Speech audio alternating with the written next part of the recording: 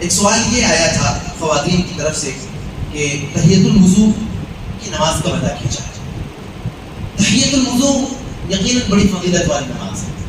ابو ہریرہ رضی اللہ عنہ سے اللہ کے نبی صلی اللہ علیہ وسلم نے کہا کہ اے ابو ہریرہ، میں نے جنت میں معراج کے سفر میں جنت میں تمہیں اپنے سامنے پایا تھا. تمہارے قدموں کی چاپ اور آہٹ میں نے جنت میں اپنے سامنے محسوس کی تھی. تو آخر وہ کون سا عمل تھا جو آپ کیا کرتے تھے جس کی وجہ سے آپ جنت میں بھی میرے آگے آگے تھے؟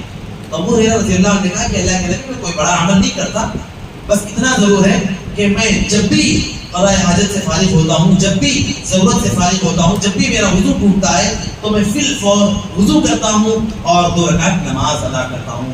اس کا پابند ہوں میں، اور اسی وجہ سے شاید اللہ تعالیٰ نے مجھے یہ مقام دیا ہو. تو یہ ہے تحیۃ المسجد کی برکت اور اس کی فضیلت. تو تحیۃ المسجد کے لیے کوئی وقت مقرر نہیں ہے، البتہ وہ اوقات، وہ ٹائم جن میں نماز ادا کرنے سے منع کیا گیا ہے. اللہ یہ کہ ہم مسجد میں آئیں تو مسجد میں جب آتے ہیں تو مسجد میں آنا یہ ایک سبب بن جاتا ہے اور سببی نماز اس وقت پڑھی جا سکتی ہے. راجح قول کے مطابق، حالانکہ اہل علم نے اس میں بھی اختلاف کیا ہے، لیکن راجح قول کے مطابق اگر کوئی مسجد میں داخل ہو رہا ہے تو ان ممنوع اوقات میں بھی 2 رکعت نماز ادا کر سکتا ہے. بہرحال تحیۃ المسجد گھر میں پڑھنے کا مسئلہ ہے تو بہتر ہے کہ ان ممنوع اوقات میں اس سے باز رہا جائے. اسی سوال میں ایک اور جز یہ بھی تھا کہ کیا وضو کرنے کے فوراً بعد اسے پڑھنا ہے یا تھوڑا سا رک کر اپنے کام وام نپٹانے کے بعد بھی پڑھی جا سکتی ہے.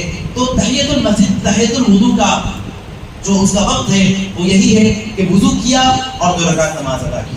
البتہ اگر وضو کرنے کے بعد کسی کام میں مصروف ہو گئے اور پھر وہ وضو ابھی باقی رہا اور بعد میں وقت ملا تو اس نیت کے ساتھ کہ جو وضو ہم نے کیا تھا اسی وضو کے لیے ہم یہ نماز ادا کریں، 2 رکعت نماز ادا کر لیں.